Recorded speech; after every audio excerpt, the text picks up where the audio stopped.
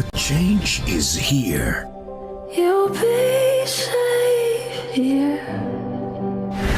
Nang puntahan ni Caroline sila Lola Nene sa hospital, ay halos hindi niya alam kung papaano niya lalapitan ang mamang niya. Mangiyak-ngiyak ang dalaga, lalo na nang hawakan ng matanda ang mukha niya, na pilit niyang pinipigilan ang mga luha niya, na sinabihan pa niya ang dalaga na huwag itong umiyak. Maging si Bingo at Munching ay hindi nila mapigilan ang kanilang mga luha sa mga sandaling yan, na pinagsabihan pa ni Lola Nene na bakit niya pinapunta si Caroline sa hospital. Sabay hinawakan niya ang kamay ng dalaga at hinawakan din ni Bingo ang isang kamay ni Caroline. Sinaad pa ni Lola Nene na baka iniisip ni Caroline na wala ng pag-asa na makita niya ulit ang mukha ng dalaga.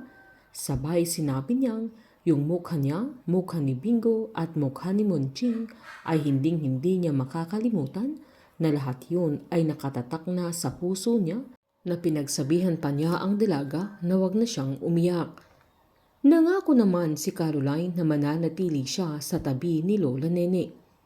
Habang pawis na si Dara dahil pinapabuhat lahat ng Irene sa kanya yung mga box na pinagsabihan pa niya na ayusin niya lahat, dahil binabantayan niya ang mga galaw ni Dara, na sinabihan pa niyang ang bagal niyang kumilos, kaya umangal naman ang dalaga dahil madami na siyang binuhat, na pwede namang yung may mas malalaking muscles ang bumuhat, kaya nagalit sa Irene na sinabihan niya si Dara na namimili na siya ng trabaho, na sumasagot na din siya sa supervisor niya, pero dahil sa umatras si Dara ay natapilok ito.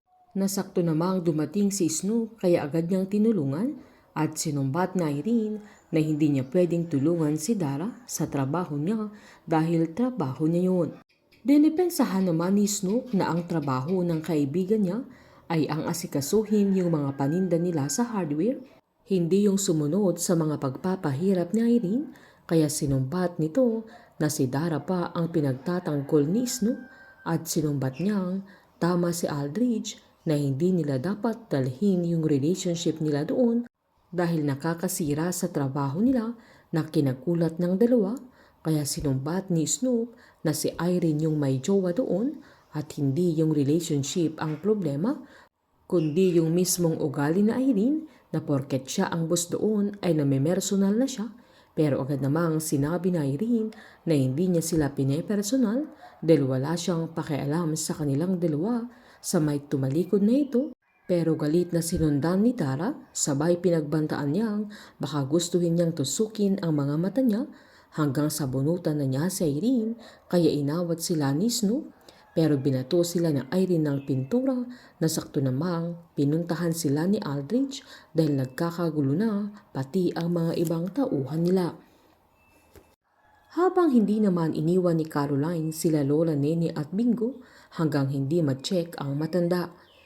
Nang tanungin ni Caroline yung doktor kung anong lagay ng mamang nila, ay hiniling ni Lola Nene na lumabas muna sila ni Bingo at sila muna ng doktor niya ang mag-uusap, na kahit hiniling naman ng apo niya na gusto nilang marinig kung anong sasabihin ng doktor, pero pinaliwanag naman ng doktor na silang dalawa na lang muna ang mag-uusap, kaya lumabas din ang dalawa.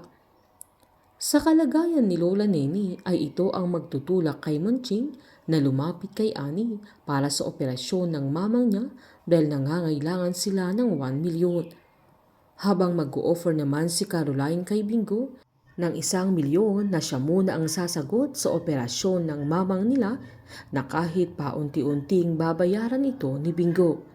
Painit ng painit ang mga tagpo, sabay-sabay po natin subaybayan ang advance episode at ang nalalapit na pagtatapos ng Can't Buy Me Love dito po sa aking channel. Patuloy lamang pong manood at mag-subscribe para ma-update po kayo sa mga susunod na episode. Marami pong salamat.